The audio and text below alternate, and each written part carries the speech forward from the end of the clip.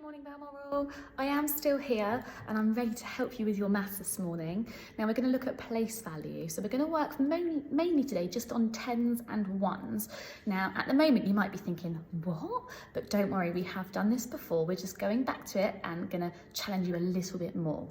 So I'm going to turn my camera around and I'm going to show you exactly what I mean. See you in a bit. Okay, so here I have written down T for tens and an O for ones, because it's a tricky word and that's how we spell it, with an O. And what we're going to do today is we're going to look at numbers and we're going to break them into their tens and their ones. So when we've done this in class before, we've been quite clever and we've done a line down the middle so that we know to keep the tens and the ones separate.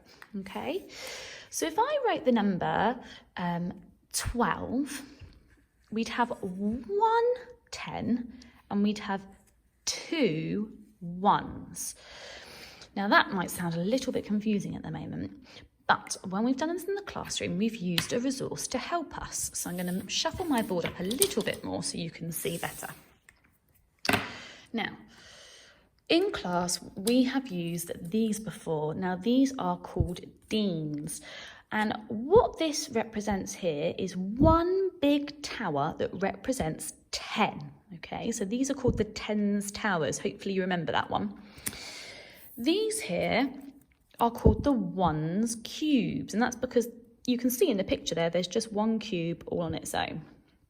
Now, if we go back to our number, it said we needed how many tens? So here we've got 1 10. So if I look at my two objects or my two resources, which one do you think I'm going to need? Is it the tens tower or the ones cube? Hopefully you're all pointing to this one. This is the tens tower. So I'm going to put this one underneath my number. So this 1 10 is being shown here in my deans. Now, how many ones do we need? Well, it says 2. So we should get 2 of our little cubes. 1 and a 2. What we have done now is we have represented our number using the deans. Now that's just one way of doing it. You could also use different resources. For example, I could draw my tens tower here, and I could draw my 2 cubes. It still is the same, 1 tens tower, 2 ones cubes. There are lots and lots of different ways of representing numbers, and today I want us to have a go at representing numbers using rockets. And this is our rocket launch pad. Now, in order for our rocket to take off, we've got to complete it. So the number rocket we need is 14. So I'm going to use my pen and I'm going to split that number in half so that I remember how many tens and how many ones. So I need 1 10 and I need 4 ones. And I'm going to do that now using my deans. So I'm going to get my 1 10. There's my ones tens tower. And I'm going to collect my 4 ones. Whoops. 1, 2, 3, and 4.